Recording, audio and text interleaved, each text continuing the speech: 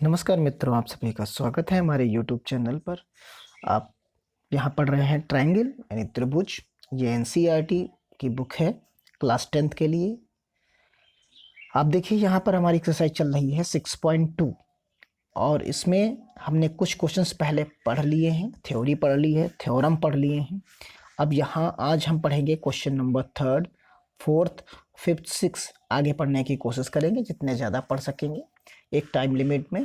तो आज शुरुआत करते हैं क्वेश्चन नंबर 3 से। आप अपनी टेक्स्ट बुक यानी एनसीईआरटी की बुक और अपनी कॉपी सामने रख लीजिए जिससे आपको आसानी होगी पढ़ने में। यही पेज आप ओपन कर लीजिए और पेज जैसे ही आप ओपन करेंगे तो आपको थर्ड क्वेश्चन दिखेगा। यहाँ देखिए एक आकृति आपको नजर आएगी, जो आकृति कुछ इस तरीके की बनी हुई नजर आपको आएगी। यहाँ आप देखेंगे तो कुछ इस तरीके की आकृति आपको बनी हुई नजर आएगी।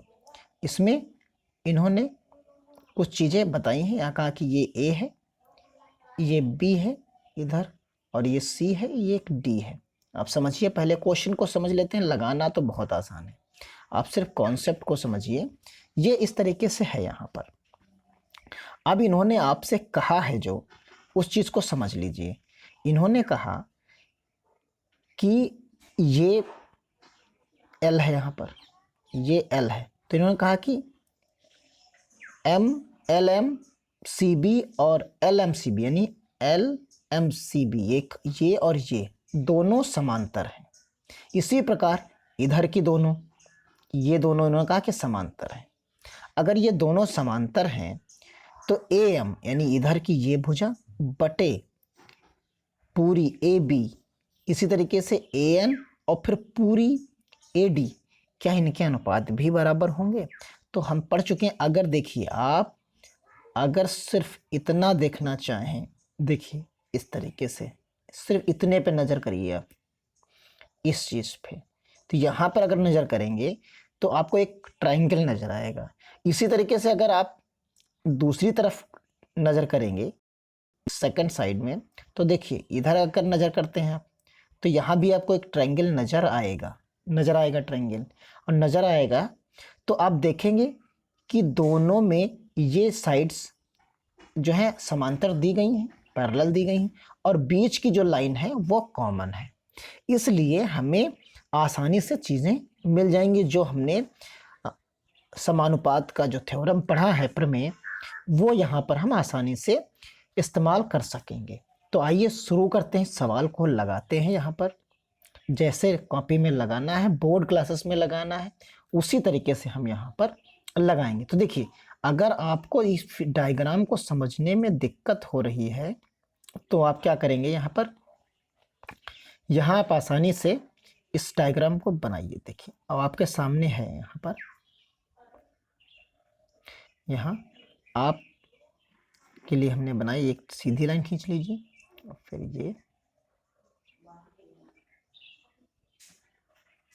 ये हमने डायग्राम बनाने की कोशिश की है।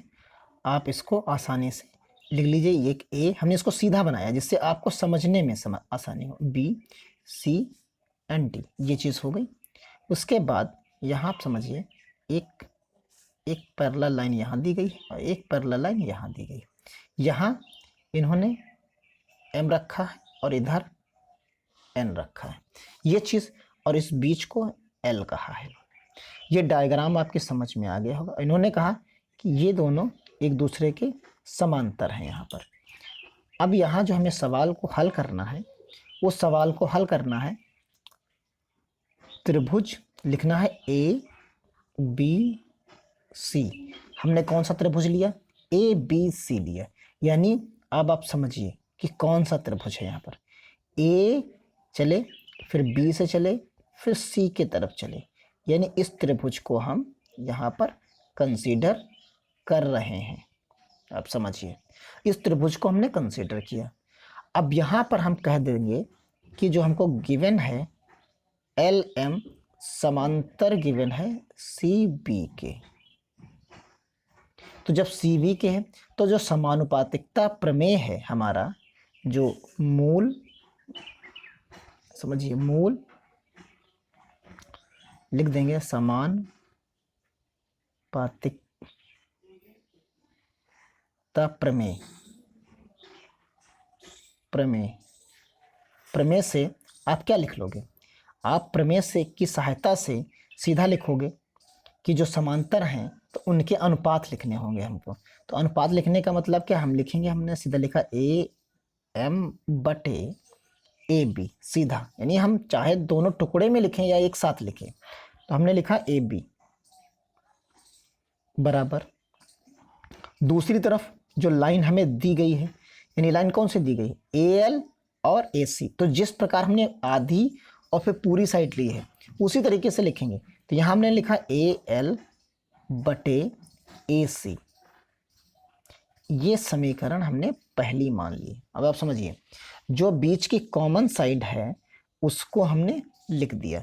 अब हम दूसरे हिस्से का लेंगे, यानी देखिए अब यहाँ जो हमारा बचता है वो इस तरीके का ये वाला ट्रायंगल बचेगा। अब इस ट्रायंगल को कंसीडर करेंगे तो आप देखोगे जो बीच की लाइन का हम रेशियो लिख रहे हैं वही रेशियो फिर से आपको मिल जाएगा यहाँ पर। फिर दोनों को हम एक दूसरे के इक्वल रख देंगे और जैसे इक्वल रखेंगे वैसे ही आपको ये आंसर फाइंड आउट हो जाएगा। फिर देखिए यहाँ जो अब आपके पास था, बना देते हैं। देखिए दूसरा हिस्सा, यहाँ पर आधा देखिए आप, ये है कुछ ऐसा। जहाँ हमने ए लिया था, ये सी था और ये हमारा डी था, ये एन था और ये एल था, आधा बनाया हमने। अब आप देखिए इसमें हम पुनः करेंगे, फिर त्रिभुज लेंगे ए सी डी, हमने आधा लिया, फिर से वही लगाएंगे प्रमेय। प्रमेय के अनुसार जो हमने प्रमेय लगाया है, प्रमेय के अनुसार प्रमेय से, तो प्रमेय से जब प्रयोग करेंगे यहाँ पर तो आप देखिए यहाँ सीधा सा बनेगा। तो ए एन हमने लिखा ए एन बटे ए सी, ए एन बटे A D equal to A L बटे ए सी।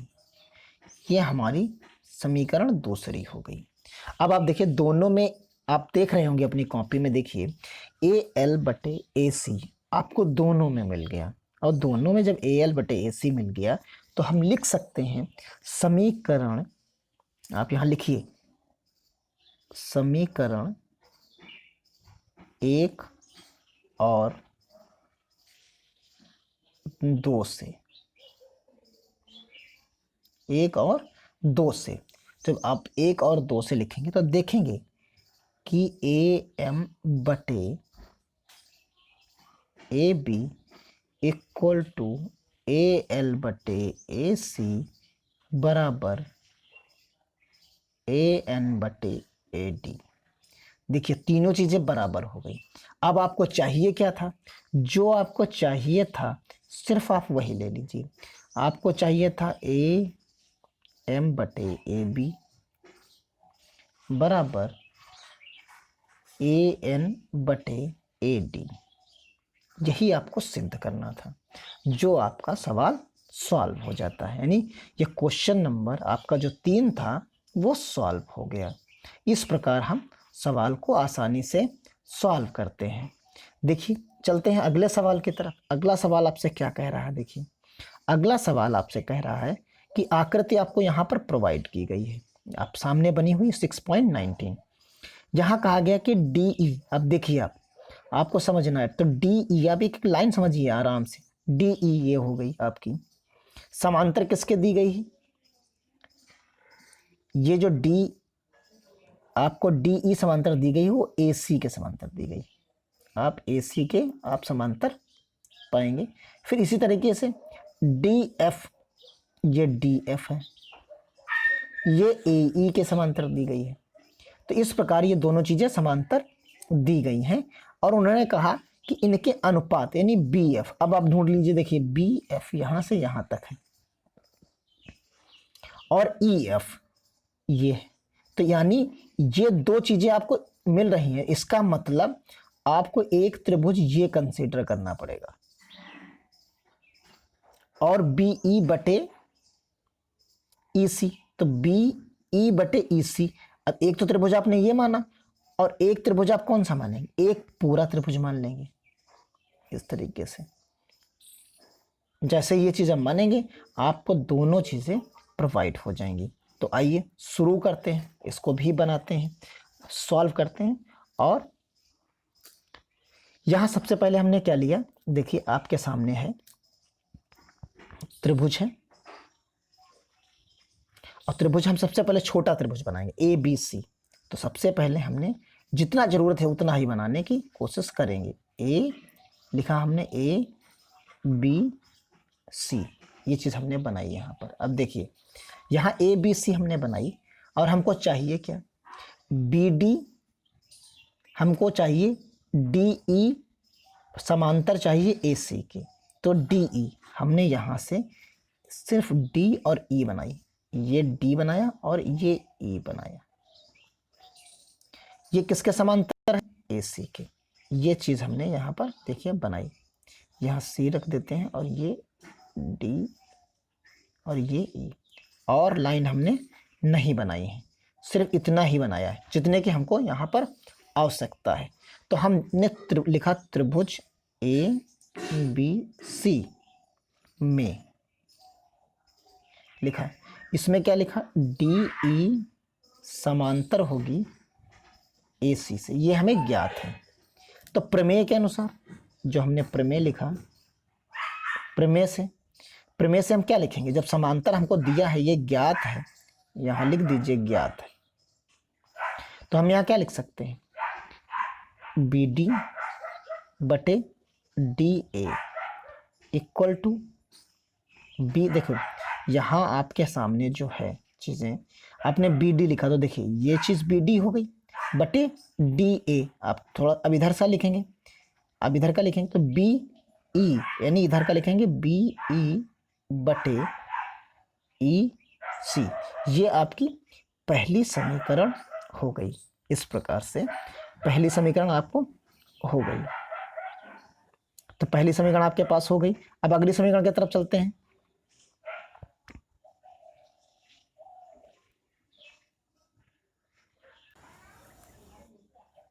अब आप इसमें देखेंगे अगला त्रिभुज जो हम ले रहे हैं,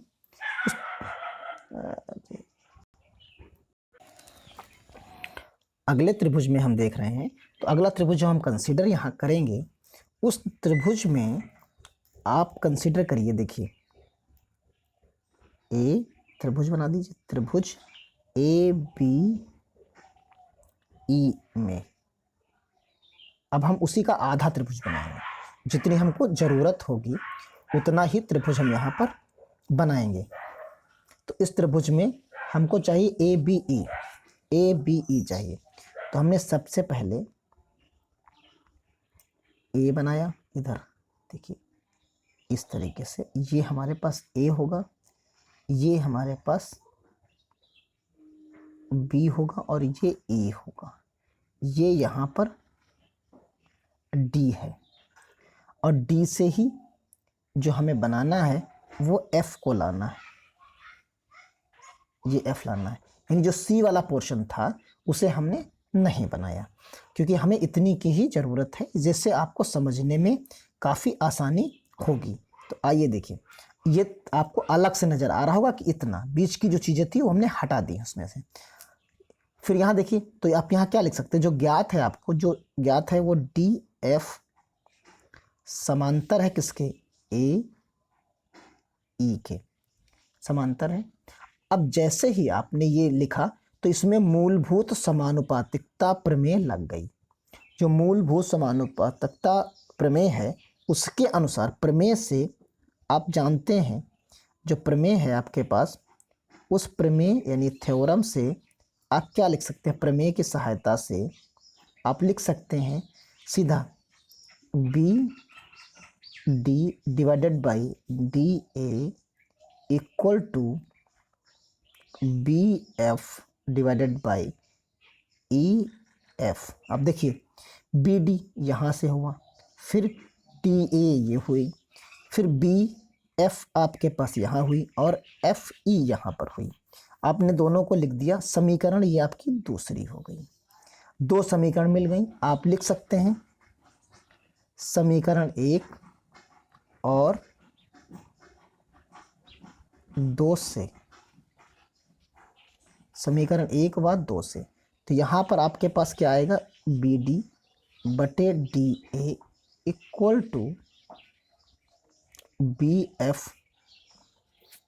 देखिए यहाँ पर जो आएगा बी डी बटे डी ए बराबर बी एफ बटे ई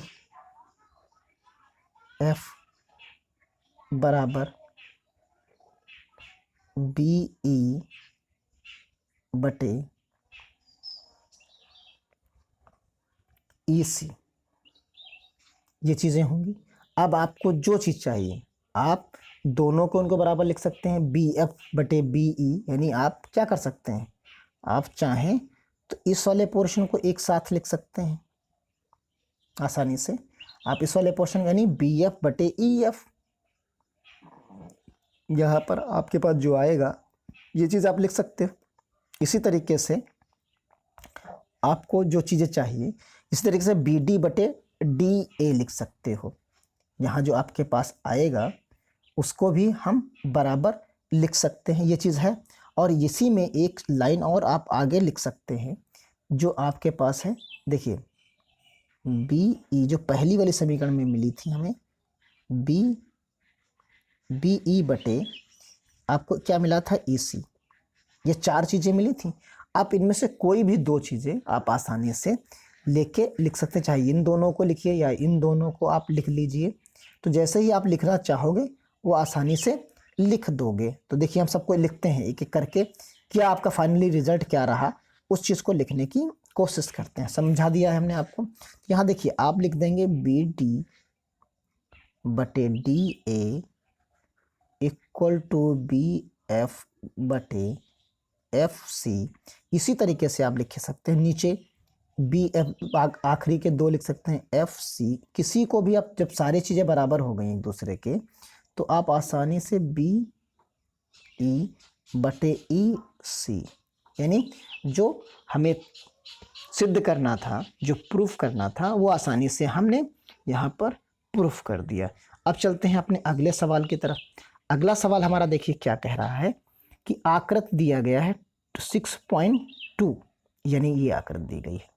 इस आकृति में कहा कि डी ई, यानी जो डी ई यहाँ पर है वो ओ क्यू इसके समांतर है। यानी ये त्रिभुज की हम बात यहाँ कर रहे हैं। इसी तरीके से दर्शाइए ई एफ, यानी ई एफ नीचे की ये साइड क्यू आर के पैरेलल होगी कि नहीं। तो ये चीज़ हमें यहाँ पर सिद्ध करनी है। तो आइए शुरू करते हैं, इसको भी लगाते हैं यहाँ पर सवाल को। यहाँ देखिए आपके पास जो ट्रायंगल है उस ट्रायंगल में हमने कंसीडर किया सबसे पहले त्रिभुज P Q R, P Q O लेते हैं। सबसे पहले हम लेंगे पी क्यू ओ लेंगे। पी क्यू ओ में क्या क्या लेना है हमको, पी ई बटे हमको चाहिए ई क्यू। तो देखिए यहाँ जो हमारे पास त्रिभुज बना है कुछ इस तरीके का बना हुआ है। यह है त्रिभुज, इसमें एक साइड ये खींची हुई है और एक साइड ऐसे आएगी और ये इधर जाके इधर मिल जाएगी। इसी में एक ऐसे और एक इस प्रकार जाके एक छोटा सा त्रिभुज बना देगी। तो यहाँ जो आपके पास नंबरिंग है वो है P Q R O F E और डी, ये चीज़ है। अब यहाँ सबसे पहले हमें क्या करना होगा, सबसे पहले देखिए हमने सारी चीज़ें लिख दी इसमें। अब हमने जो त्रिभुज लिया है उस त्रिभुज को देखिए पी क्यू ओ, तो अब कंसिडर करिए पी क्यू ओ, यानी इधर का हमने त्रिभुज इतना कंसिडर किया है। और जैसे ही इसको हमने कंसीडर किया है तो आप देखिए यहाँ ई डी की हम बात करेंगे और ये इसके समांतर होगी। तो यहाँ हमने लिखा कि डी ई समांतर है किसके, ओ क्यू के। यानी ये भुजा जो हम रंगीन कर रहे हैं, ये भुजा दोनों एक दूसरे के समांतर आपको नजर आ रही होंगी। तो इस प्रकार आप लिख लोगे PE बटे EQ इक्वल टू PD बटे DO। तो ये हमारी समीकरण फर्स्ट हो जाएगी। इसी प्रकार अगर हम त्रिभुज दूसरा ले लें, जो हमारा ट्रायंगल है वो POR, तो POR यानी दूसरी तरफ का ये त्रिभुज इधर का ले लेते हैं। तो इसमें भी हमको क्या मिलेगा, इसमें DF समांतर मिल जाएगी हमको OR की। तो इसमें भी भुजाएं हमारी मिल जाएंगी, यानी PD बटे आपको क्या मिलेगा, DO मिल जाएगा, इक्वल टू मिलेगा PF बटे FR। ये चीज़ आपको यहाँ मिल जाएगी। अब इन दोनों समीकरण की सहायता से, एक समीकरण हमारी कौन सी हो गई, ये दूसरी समीकरण हो गई। इसकी सहायता से हम क्या कर सकते हैं कि इनको सभी को बराबर लिख सकते हैं, इक्वल टू लिख देंगे। समीकरण 1 और 2 से PE divided by EQ equal to PD DO equal to PF। अब आप दोनों समीकरण की सहायता से ये चीज़ आसानी से लिख सकते हैं। अब इसमें हमें चाहिए क्या, हमें PD बटे DO नहीं चाहिए, तो यानी जो चीज़ चाहिए सिर्फ वही लिख लेते हैं। यानी हमें चाहिए सिर्फ PE divided by EQ equal to PF divided by FR। ये चीज़ हमें चाहिए, यहाँ पर ये चीज़ चाहिए। अब इसके बाद हम क्या कंसीडर कर लेते हैं, अगला जो ट्रायंगल हमारे पास है उसमें देखिए, उस वाले ट्रायंगल में जो हमारे पास डायग्राम बना था, आप देख डायग्राम आपकी बुक में बना हुआ है, फिर से देखिए यहाँ पर छोटी सी चीज़ समझ लीजिए। ये इस तरीके का कुछ डायग्राम है, यहाँ हमने फिर से आपके लिए डायग्राम को बनाया है। PQR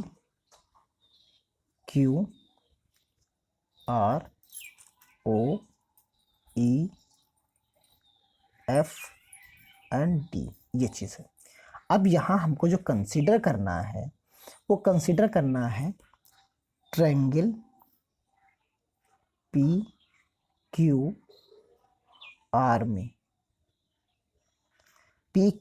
में, यानी जो बड़ा ट्रायंगल आपको दिख रहा है उसको कंसीडर करना है। तो यहाँ आप आसानी से क्या कह सकते हैं, कि जो E है हमारे पास और F है, क्रमशः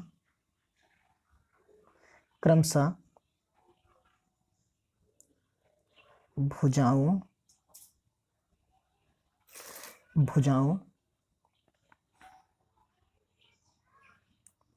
PQ और PR, यानी इधर की PQ पर ये भुजा और ये पॉइंट इस PR पर, समझिए, स्थित है। हमने जो चीज़ देखी स्थित है, तथा अगर हमने कह दिया स्थित है तो हमने क्या लिखा, PE डिवाइडेड बाई EQ, जो हमने पहले भी सिद्ध किया है, यानी बराबर PF बटे FR। ये चीज़ हमें मिल जाती है। तो जब ये अनुपात एक जैसे मिल गए तो इनकी भुजाएं अपने आप पैरेलल ही होंगी। तो देखिए यहाँ पर जो चीज़ें मिली हमें, तो वो क्या मिली हमने कहा ये दोनों अनुपात बराबर है, अर्थात थोड़ा सा यहाँ लैंग्वेज का इस्तेमाल करना ज़्यादा उचित होता है, अर्थात ई और एफ भुजाओं पी क्यू और पी आर को एक ही अनुपात में विभाजित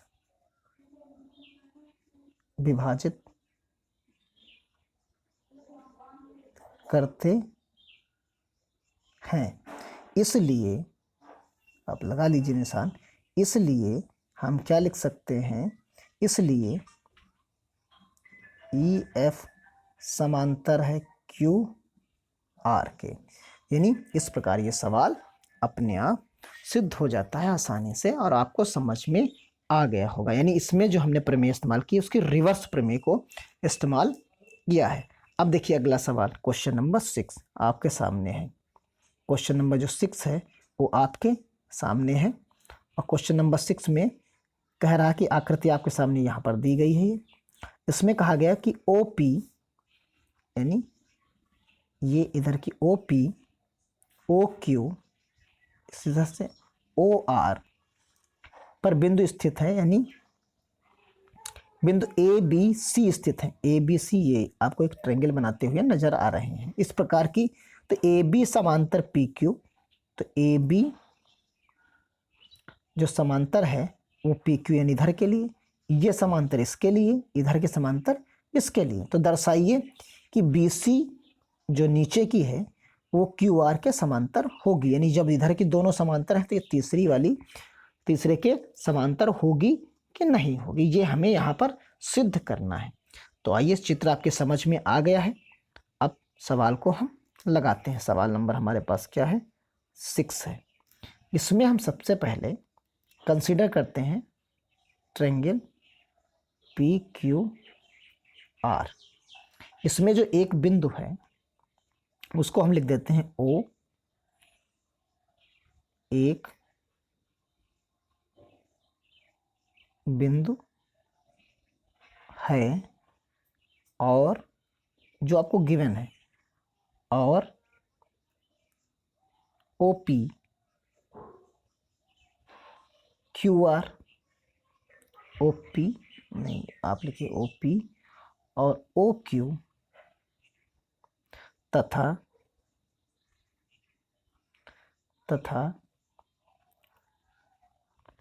ओ आर को मिलाया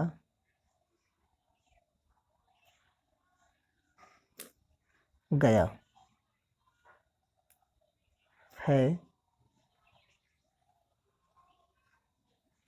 ओ पी, ओ क्यू और ओ आर पर क्रमशः ए बी सी बिंदु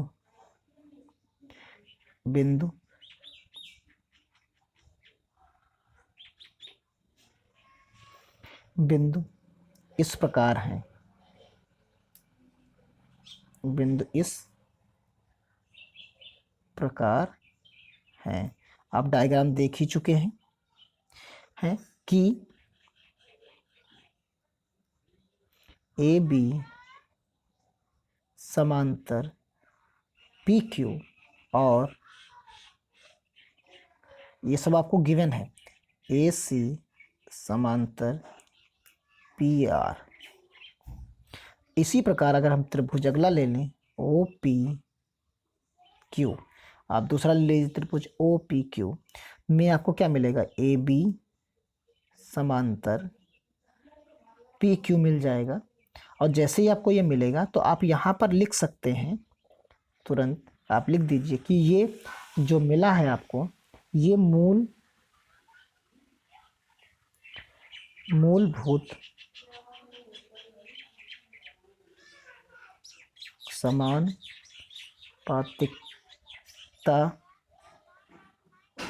प्रमेय से है, हमको ये चीज़ मिल गई है। तो जैसे ही हमको ये मिलेगी तो हम इसके रेशियो लिख सकते हैं, यानी हमारा रेशियो लिखना आसान हो जाएगा। आप समझिए, O B divided by B Q, ये हमारी समीकरण फर्स्ट हो गई। इसी प्रकार त्रिभुज हम अगला ले लेते हैं, ओ पी आर। तो इसमें क्या मिलेगा हमको, इसमें मिल जाएगा ए सी डिवाइडेड, यानी ए सी जो मिलेगा वो समांतर मिल जाएगा पी आर के। तो इसकी सहायता से हम क्या लिख सकते हैं, इसकी सहायता से हम लिख सकते हैं आसानी से, देखिए यहाँ जैसे हमने लिखा तो हम लिख सकते हैं O A divided by A P equal to O C divided by C R. C R है हमारे पास, ये हमारे पास दूसरी समीकरण हो जाती है। अब दोनों समीकरण आपके सामने लिखी हुई है स्क्रीन पर, इनकी सहायता से हम क्या कर सकते हैं, लिख देंगे, यहां हम लिख देंगे आसानी से समीकरण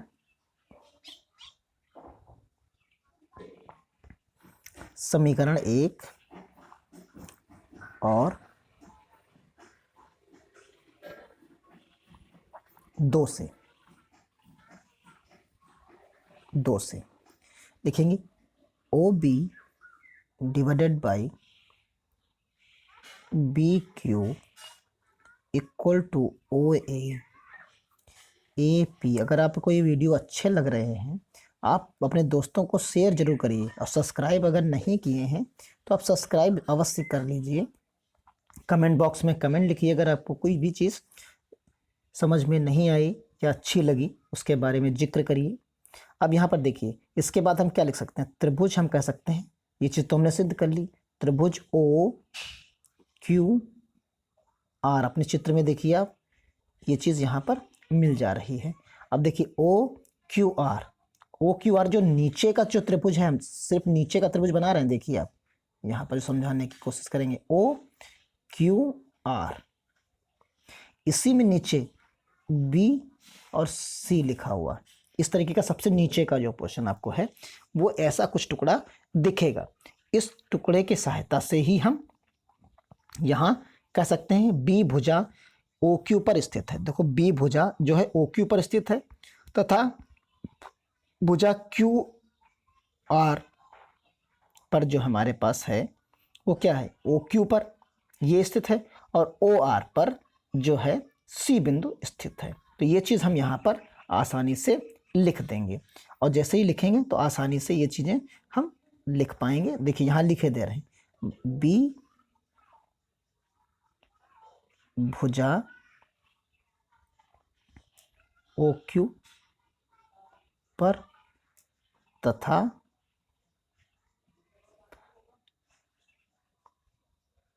बी बिंदु भुजा ओ क्यू पर तथा भुजा ओ आर पर सी बिंदु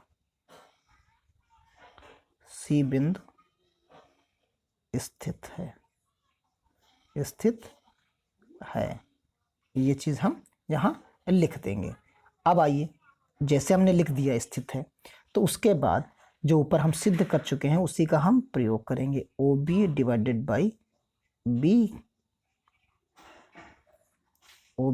बाई हम क्या लिख देंगे, बी क्यू, और O C divided by C R लिख देंगे। O C divided by C R होगा। जैसे ही ये चीज़ हम यहाँ पर प्रोवाइड कराएंगे तो ये चीज़ सिद्ध हो गया, जो ऊपर सिद्ध किया जा चुका है। अर्थात हम कह सकते हैं यहाँ पर, अर्थात अर्थात बी और सी भुजाओं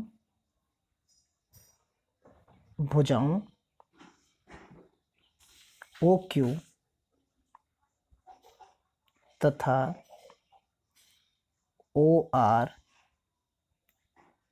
को त्रिभुज ओ क्यू आर